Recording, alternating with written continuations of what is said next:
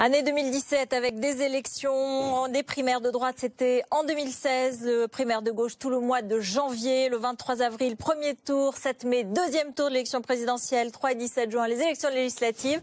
Ben voilà, une année qui s'annonce particulièrement intense, particulièrement riche. Comment va-t-elle se dérouler? Merci Jean-Sébastien Ferjou, directeur de la publication d'Atlantico. Merci Benjamin Griveaux, porte-parole d'En Marche, le mouvement d'Emmanuel Macron. Nicolas B, secrétaire général du Front National, eurodéputé. Françoise Degois, journaliste, conseillère politique, notamment de Ségolène Royal. Merci à tous les quatre. Avec d'abord un extrait des vœux de François Hollande et aussi sa présence aujourd'hui en Irak. Et cette question, François Hollande va-t-il jouer un rôle? Quel rôle cette année?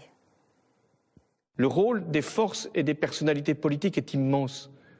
Elles doivent être à la hauteur de la situation, faire preuve de lucidité, éviter de brutaliser la société, et puis aussi écarter la dispersion pour certaines de nos forces politiques qui entraînerait d'ailleurs leur élimination. François Hollande qui était donc en Irak aujourd'hui, qui a annoncé que la bataille de Mossoul serait finie avant l'été, que ce serait l'année de la fin du terrorisme. Quel rôle peut-il jouer cette année? Il va jouer un rôle. Moi, je pense que François Hollande, c'est tout à fait vrai que François Hollande a une part de regret dans son renoncement. Et je pense qu'il y a des gens, mais je ne suis pas du tout favorable à ça. Je pense que quand c'est dit et qu'on ne peut plus revenir dans le jeu, je pense qu'il y a des gens qui pensent encore qu'à la fin du mois de janvier, il peut y avoir une recomposition et que Hollande peut être finalement, si la primaire se passe mal de gauche, s'il n'y a pas assez de votants, que Hollande peut revenir dans le jeu. J'y crois pas du tout, mais je suis très étonné par les déclarations de François Hollande. Je les trouve un peu intempestives. Il me semble quand même, ce que nous avons tous noté, c'est que Daesh fait de la politique. Daesh, à mon avis, évidemment, qui n'est pas le mien, qui va forcément avoir un rôle, va vouloir jouer un rôle dans cette campagne électorale qui est le moment clé de la vie démocratique en France. Attention aux déclarations, dire que Mossoul va tomber, qu'on en finira avec Daesh en 2017, je trouve ça un peu présomptueux. Je ne sais pas vraiment ce qui lui passe par la tête, en fait. Benjamin Griveaux, quelle idée avez-vous? Quel rôle peut-il jouer vu du point de vue d'Emmanuel Macron? Il sera président de la République jusqu'au dernier jour de son mandat, avec un Premier ministre et un duo à la tête de l'exécutif, ce qu'a rappelé Bernard Cazeneuve dans le cadre de son discours de politique générale, mais aussi au moment de sa nomination. C'est-à-dire qu'ils assureront la continuité de l'État, à la tête de l'État. Moi, j'ai trouvé les vœux du président de la République, des vœux plutôt engagés, objectivement pas plutôt les meilleurs du quinquennat, disons-le très sincèrement. Et donc, voilà, est-ce qu'il jouera un rôle? Je ne crois pas qu'il mettra le début du commencement d'un orteil dans la primaire du Parti socialiste, ça c'est évident. Il est absent le jour du premier tour, je crois qu'il est en Amérique du Sud en voyage officiel, ça tombe merveilleusement bien. Et je crois que le rôle du président de la République, dans la conception des institutions de la Ve République, c'est d'être au-dessus des partis et de ne pas se mêler à cela. On a compris aussi l'interview donnée ce week-end par Bernard Cazeneuve qu'il ne mettrait pas, lui non plus, sa crédibilité politique, en tout cas son poids politique dans la primaire. Donc une distance raisonnable. On y revient, ça réjouit apparemment Emmanuel Macron, tout cela. On y revient dans un instant pour parler de la gauche. Nicolas B, quel rôle peut jouer le président de la République dans les mois qui viennent? La question, c'est de savoir qui écoute encore François Hollande aujourd'hui. On sait qu'il est rejeté par 90% des Français. On voit aujourd'hui quelqu'un qui finalement, malgré un ton un peu larmoyant, a toujours une espèce d'arrogance qui est assez pénible d'ailleurs. Il explique de façon un peu péremptoire qu'il va venir à bout du terrorisme, de l'islamisme radical. Le moins qu'on puisse dire, c'est qu'il a surtout désarmé la France. Il fait ensuite la leçon aux Français pour leur expliquer pour qui ils doivent surtout ne pas voter, alors que c'est lui qui a un bilan absolument désastreux. Son bilan, d'ailleurs, il faut bien le dire, c'est pas seulement le bilan de François Hollande, c'est le bilan de la majorité socialiste à laquelle Emmanuel Macron a largement participé, comme conseiller spécial, comme secrétaire général adjoint de l'Élysée, puis comme ministre de l'économie et des finances. Donc c'est finalement le rejet global d'un parti socialiste qui non seulement a mené la politique la plus antisociale que la France n'a jamais connue, mais a été incapable de résoudre un seul des problèmes de nos compatriotes. Un mot. La politique, on peut être honnête. Jean-Sébastien Ferjou. La fiscalité qui a frappé les classes populaires et les classes moyennes. Jean-Sébastien Ferjou, on va essayer de traiter tous les sujets tranquillement. Jean-Sébastien Ferjou, un mot, parce que je voudrais qu'on parle de la gauche, je voudrais qu'on parle de François Fillon, je voudrais qu'on évoque l'année qui vient et qu'on essaye d'en discerner un peu les principaux chapitres. Là, sur François Hollande, moi, je trouve la séquence actuelle est très révélatrice de ces deux passions, d'une certaine manière. On a bien vu comme président ce qu'il avait préféré. Il l'avait dit, même le plus beau jour de sa vie, c'était au Mali. Là, il est en Irak. Voilà, c'est le président qui a eu une politique étrangère active. Le président qui a engagé le plus de conflits, d'ailleurs, il me semble, de la Ve République. Après, je trouve qu'il s'engage vraiment à dire que l'État islamique risque d'être défait en 2017, parce que j'entendais, et c'était sur Atlantico d'ailleurs, un général américain, le général américain quelqu'un qui commande les troupes en Irak, qui disait qu'il faudrait au moins 2 ans pour en venir à bout. Donc c'est un diagnostic qui paraît assez étrange. Optimiste. Et par ailleurs, son autre passion, qu'il dissimule soigneusement à l'heure actuelle, ça reste quand même la politique, mais la politique au sens des combinaisons politiciennes. Il est toujours resté le premier secrétaire du Parti socialiste. Il a ça dans le sang. Je n'imagine pas une seconde qu'il puisse y renoncer d'ici la campagne présidentielle, même s'il prendra évidemment, je pense, grand soin de ne pas le faire ouvertement. Alors, la primaire de la gauche, c'est l'autre chapitre. Évidemment, il y en aura plusieurs dans cette partie consacrée à l'année 2017 et à la politique, puisque le mois de janvier va y être beaucoup consacré. Il y aura un débat sur BFM TV le 15 janvier, entre 18h et 20h30, entre les 7 candidats. Écoutez juste quelques éléments du jour, puisqu'il y en aura tous les jours. Vincent Peillon et Arnaud Montebourg. Bien, qui critique-t-il à votre avis? Tous les deux? Manuel Valls. Moi, je n'aime pas l'imaginaire guerrier. Vous savez pourquoi? Parce qu'on va devoir tous se rassembler et donc on va être obligé quand même de se concilier. Donc, on ne fait pas blitzkrieg. Dans blitzkrieg, il y a guerre, krieg. Vous savez, c'est l'intérêt d'avoir pris 2 ans de recul. Les petites phrases ne m'intéressent pas du tout. Je vous l'ai dit tout à l'heure, faire votre métier à votre place ne m'intéresse pas. Je ne commenterai pas les choses, c'est à vous de le faire.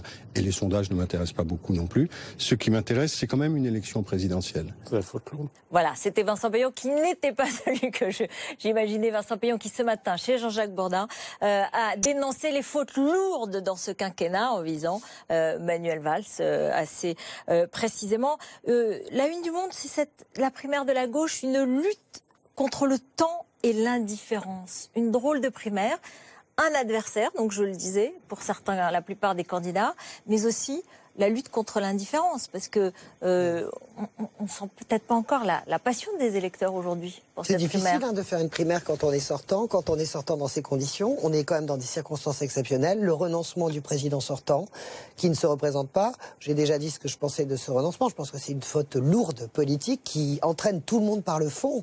Alors, est-ce qu'il va y avoir... Aujourd'hui, on sent bien que l'électorat de gauche au sens large a envie de faire sa primaire, mais qu'elle aura lieu au premier tour de la présidentielle. C'est-à-dire peut-être que quelques voix se porteront sur le candidat qui sera désigné, et puis les gens iront soit vers Mélenchon, soit vers Emmanuel Macron. On voit bien qu'il y a ce danger de pasokisation, entre guillemets.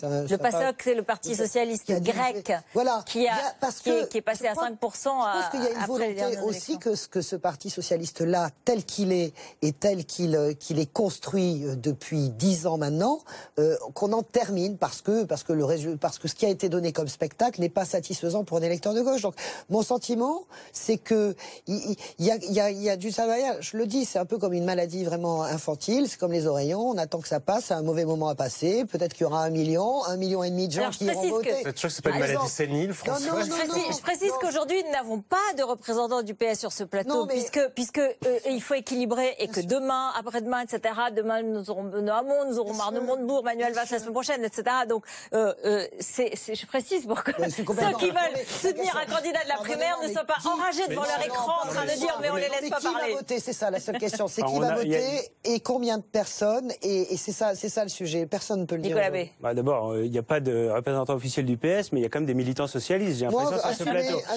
Ensuite, non, ce qu'on voit avec cette primaire de la gauche, c'est finalement que on voit la limite de ces primaires. C'est finalement qui sont un petit jeu politicien à l'intérieur des partis, dont se tiennent à l'écart beaucoup de Français. Même la primaire de la droite, dont tout le monde a reconnu tout le monde a reconnu qu'il y avait un succès d'affluence, mais malgré tout, les analyses qui ont été faites dans la foulée ont montré que c'est un segment sociologique assez étriqué qui s'est déplacé et qui n'est pas représentatif de la diversité de la population française. Et peut-être d'ailleurs que ce qui a été la force, il faut le dire, de François Fillon dans cette primaire de la droite peut être sa grande faiblesse à l'élection présidentielle, c'est à mobiliser un petit segment sociologique, mais dans lequel l'immense majorité des Français ne se reconnaissent pas. Mais s'agissant du Parti socialiste, la primaire ne va pas créer une dynamique sur un projet politique inexistant et sur un bilan politique désastreux. Ceux qui concourent, les principaux protagonistes, Arnaud Montebourg ou Manuel Valls, ils ont été aux premières loges du quinquennat. Et le bilan de François Hollande, c'est leur en réalité. Donc ils sont lourdement disqualifiés. Je pense que les Français les rejettent sans doute largement autant qu'ils rejettent François Hollande aujourd'hui. Mais il y a quand même un paradoxe sur l'intérêt pour la primaire de la gauche, puisqu'on l'a mesuré. On avait fait un sondage par l'IFOP justement juste avant les fêtes. Et curieusement, j'ai envie de dire, par rapport à ce que j'entendais, y compris dans ce que disait François, il y a intérêt certain des électeurs de gauche pour cette primaire. En revanche, ils ne trouvent pas ce qui s'y dit intéressant. En revanche, ils ne trouvent pas ce qui s'y dit intéressant. C'est-à-dire les électeurs de gauche qui ne sont pas dissous. C'est pas parce que le quinquennat de François Hollande était quand même assez catastrophique, en tout cas au moins si on regarde les résultats en termes d'opinion, François, je pense que vous pourrez difficilement contester. Pas seulement en termes d'opinion. Je suis d'accord avec vous, Monsieur Bay, mais bref, au moins en termes d'opinion. Mais les électeurs de gauche ne sont pas dissous, évidemment, qui s'intéressent à l'avenir de la gauche. Et le grand paradoxe, là, on voit que cette semaine doivent être présentés les programmes d'un certain nombre de candidats à la primaire, mais c'est que demain, le programme économique de Manuel Valls. Mais c'est qu'à côté de ça, M. Macron leur pompe l'oxygène. Et pourtant, Dieu sait s'il lit des choses qui sont, pardon, mais quand même, quand on lit cette tribune dans Le Monde sur Nous sommes tous des Berlinois, on ne peut qu'être d'accord avec ce qu'il dit, mais du coup, c'est quand même relativement tiède, parce que quand il n'y a pas un point d'aspérité, et que surtout, il se garde bien de nous dire comment pour en arriver là il nous décrit l'objectif. Mais voilà, ça montre à quel point la gauche a un problème. Elle est prise entre... Elle a quand même des électeurs qui veulent continuer à exister, évidemment, dans ce pays. Elle n'arrive pas à trouver de débouchés à l'heure actuelle. Emmanuel Macron, ce serait l'homme, se présente et ce sera l'homme, celui qui, après la primaire, veut récupérer ses déçus de la primaire? Emmanuel Macron, il parle à tous les électeurs de gauche, de droite et du centre. Donc, partant de là, ceux qui se reconnaîtront dans les idées qu'il porte et qu'il continuera à porter dans les semaines et les mois qui viennent, nous rejoindront. Mais Manuel Valls parle de blitzkrieg, ou c'est plutôt la drôle de guerre, cette primaire. C'est-à-dire que on voit pas bien, il n'y a pas d'arrête. Les programmes ont été construits sans doute très rapidement pour une partie des candidats qui s'attendaient pas à être candidats avant que le président de la République renonce à concourir à cette primaire. Et puis va se passer immanquablement ce qui s'est passé à la primaire de droite. Vous avez eu un François Fillon qui a fait une primaire avec un programme très conservateur, libéral, conservateur et patronal pour faire court, sur une ligne très arrêtée, et qui, 15 jours après le 27 novembre, se retrouve empêtré dans ses histoires de santé, fait un rétropédalage absolument magnifique. On attend celui sur les 500 000 fonctionnaires dont je n'ai pas le moindre doute qu'il va finir par arriver dans les semaines qui viennent. Et donc, ce que ça montre, c'est que ces primaires sont des primaires d'appareil pour survivre à une élection. Le Parti socialiste est en train d'organiser l'après 2017. Beaucoup, manifestement, craignent que l'élection de cette année en 2017 soit pas pour un candidat socialiste aux premières loges, et donc on prépare l'après. Et surtout, je ne vois pas comment vous allez réconcilier demain Manuel Valls avec Arnaud Montebourg sur des positions dramatiquement opposées. Et pourquoi ça ne fonctionne plus? C'est parce que ces partis-là, en leur sein, n'ont pas tranché des questions fondamentales de projet, de ligne politique sur l'Europe, sur l'identité, sur le milieu économique, etc. Oui. Moi, j'ai pas le sentiment. Benjamin Griveaux, Emmanuel Macron peut être quelqu'un qui capte le désarroi, ou en tout cas qui capte quelque chose à gauche. Comme Jean-Luc Mélenchon également, il ne faut pas oublier ça. Je pense que ça va se couper 2 tiers, 1 tiers. Mais je mets quand même en garde Benjamin Griveaux, il faut d'abord pas d'arrogance. Et puis Emmanuel Macron, il a des angles morts. J'avais cette expression de Laurent Neumann, il a raison. Emmanuel Macron a des angles morts sur le terrorisme, sur la vision dans le monde. Et puis par ailleurs, il y a un moment donné, attention à la déchirure musculaire. Hein. Vous savez, arriver à faire voter pour vous des gens de droite, du centre et de la gauche, ça vous paraît être un chemin, quand je vous vois très joyeux et très sûr de vous, ça vous paraît être un chemin facile. Bon courage au mois de mars, mon ami, vous allez voir. Alors c'est le mois d'avril, donc au mois de mars, je sais pas ce qui se passe, mais au mois d'avril, j'ai quelques... Il faudra autre chose que la tribune dans le monde pour faire voter. Cette tribune dans le monde, donc c'est Nous sommes tous des Berlinois, avant le voyage à Berlin d'Emmanuel Macron, dans lequel il dit qu'il ne faut pas se replier sur soi et qu'il faut rester sur Schengen. C'est un autre débat qu'on a eu et qu'on aura de toute façon. Mais je reste sur François Fillon et la primaire, vous l'évoquiez tout à l'heure. Écoutez, dans les vœux, François Fillon, il dit, les critiques, je n'en ai rien à faire. Je souhaite que 2017 soit l'année du redressement. Au printemps, vous élirez un nouveau président de la République. Je suis candidat pour construire avec vous une nation libre et puissante. Le mur des critiques ne nous arrêtera pas. Alors, le mur des critiques ne nous arrêtera pas. Est-ce que pour autant il reste le favori de l'élection présidentielle? Eh bien, ça se grignote. Moi, je crois que les Français, ils vont voir progressivement quel est le projet de François Fillon et ceux qui auraient pu être un temps enthousiasmés vont être tout à fait dissuadés de voter pour lui. Moi, je vois la candidature d'Emmanuel Macron aussi comme un moyen d'ailleurs de faire baisser à la fois le résultat de François Fillon et celui du candidat du Parti socialiste, parce que Emmanuel Macron, il n'est pas ni de droite ni de gauche, il n'est pas hors système, il est les deux pieds dans le système, l'incarnation du système jusqu'à la caricature, le banquier d'affaires devenu ministre socialiste, et finalement il est et de droite et de gauche. C'est-à-dire qu'il cumule les défauts des uns et des autres. Et ce qui est intéressant quand même... Elle est ni de droite ni de gauche. Oui, mais c'est une vraie différence. C'est-à-dire que nous pensons que le vrai clivage aujourd'hui, il n'est plus entre la droite et la gauche, il est entre ceux qui considèrent que la nation est le moyen de protéger notre économie, de protéger nos libertés fondamentales, d'assurer notre sécurité, et ceux qui considèrent comme Emmanuel Macron qu'on est dans un monde totalement ouvert, où la nation n'a plus sa place, on fait toujours plus d'Union européenne, lui, il est... toujours plus de dérégulation. Nicolas B. François Fillon, il est justement là, un peu affaibli, perdu 8 points dans le dernier sondage, mais reste aujourd'hui le favori de la présidentielle. Il bat Marine Le Pen à plate couture dans les sondages aujourd'hui encore. Ça, il est le Hillary Clinton de la campagne présidentielle. On verra. En tout cas aujourd'hui, évidemment, dans les sondages. Mais est-ce qu'il peut quelle est sa stratégie? Qu'est-ce qu'il va faire dans les mois qui viennent? Comment va-t-il remonter au sens, justement, arrêter de perdre des points et reprendre ce statut qu'il avait en sortant de la primaire? Je pense qu'on continueront à jouer la carte qui l'a fait gagner. Après, parfois, on peut se poser la question de se dire, est-ce que l'équipe de François Fillon a vraiment compris pourquoi elle avait gagné, justement?